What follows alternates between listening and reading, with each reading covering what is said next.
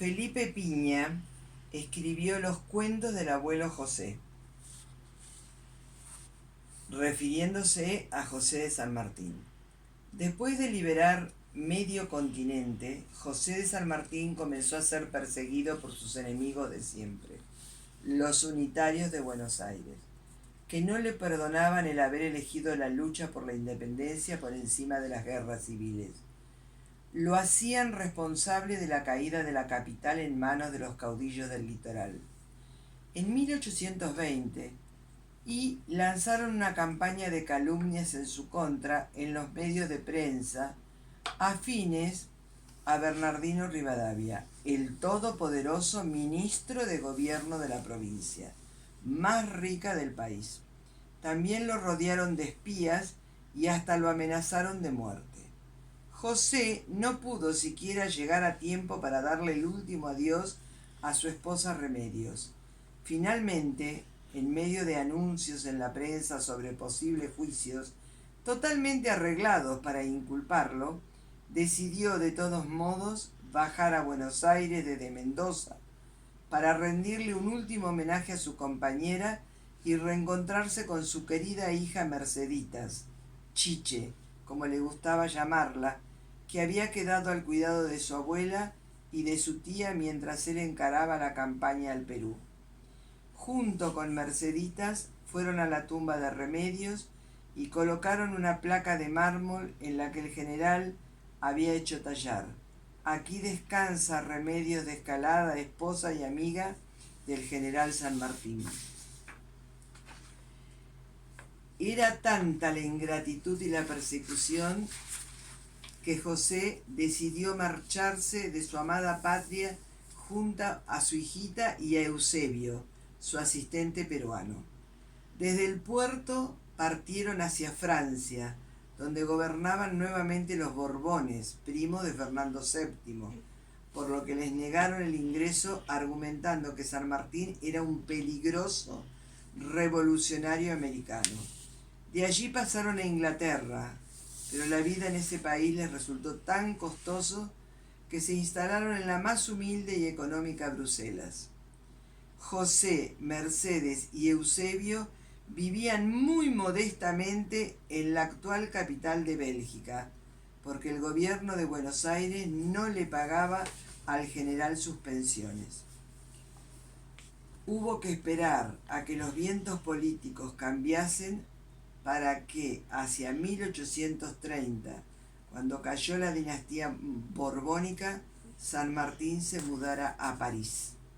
Allí, el Libertador conocerá a un hombre que será clave en su desembarco en esta ciudad, Alejandro Aguado, un banquero español muy rico y con excelentes contactos en todos los niveles, que además era empresario de la Ópera de París y en su mansión tenía una de las mejores colecciones de obras de arte de Europa.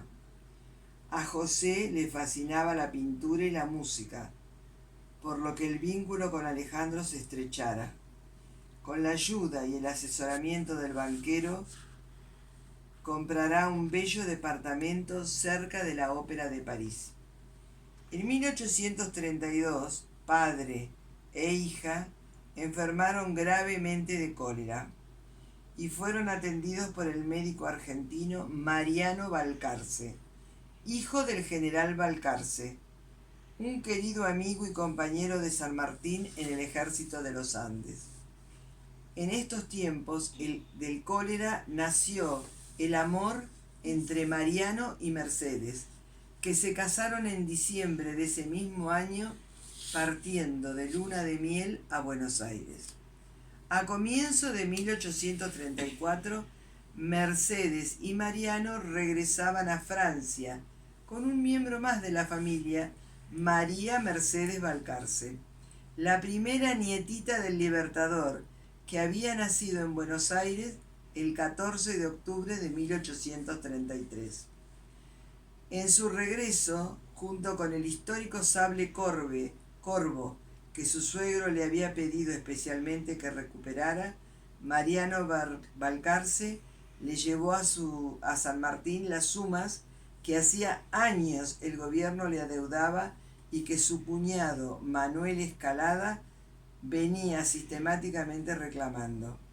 Con esos fondos y la ayuda adicional de Aguado, en 1834 el Libertador compró su casa más famosa en la comuna de Évry, a 27 kilómetros de París. La población por entonces se dividía en dos sectores: Petit Bourg, donde se encontraba la mansión de Aguado, y Grand Bourg, donde estaba la vivienda de San Martín. La casa, cuya reproducción está construida en Palermo, Buenos Aires, en la década de 1940, es la sede del Instituto Nacional Sanmartiniano y puede visitarse. Era un edificio de 3 plantas, sótano, con sala, comedor, 8 dormitorios y otros 3 para el personal doméstico. Estaba en el predio de una manzana con un jardín donde el general practicaba su afición por la floricultura y la horticultura, y tenía una caballeriza, entre otras dependencias. La familia, a la que el 14 de julio de 1836, del aniversario de la Revolución Francesa, se sumó Josefa Dominga Balcarce, segunda nieta del general. Vivía en esa casa de Grand Bourg en los meses de primavera y verano. El vínculo del abuelo con sus nietas fue entrañable. Les fabricaba muebles para sus muñecas, les enseñaba a pintar, como había hecho con Mercedes. Las llevaba a pasear a caballo, cuando caía la tarde, frente a la chimenea en invierno y en el jardín en verano. Les contaba historias y cuentos. Algunos tenían que ver con su agitada e interesante vida.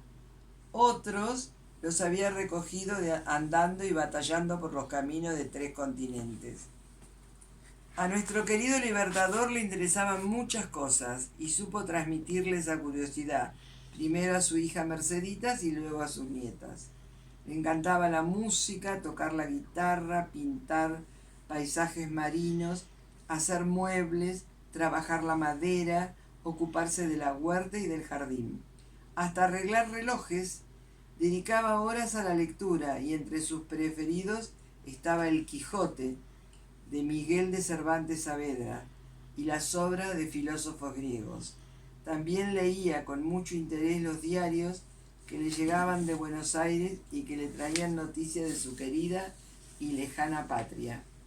En 1848 la familia se mudó a Boulogne-sur-Mer, de Boulogne-sur-Mer a la costa de Normandía, y alquiló un departamento en lo alto de la biblioteca pública.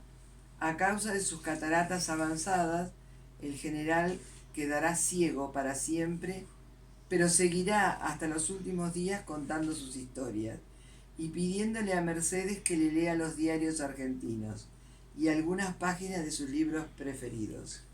El abuelo José murió a los 72 años en 1850. Su amada nieta María Mercedes, apasionada de la lectura y siempre dispuesta a las buenas obras y ayudar a los demás, murió muy joven, a los 27 años, por una mala praxis médica.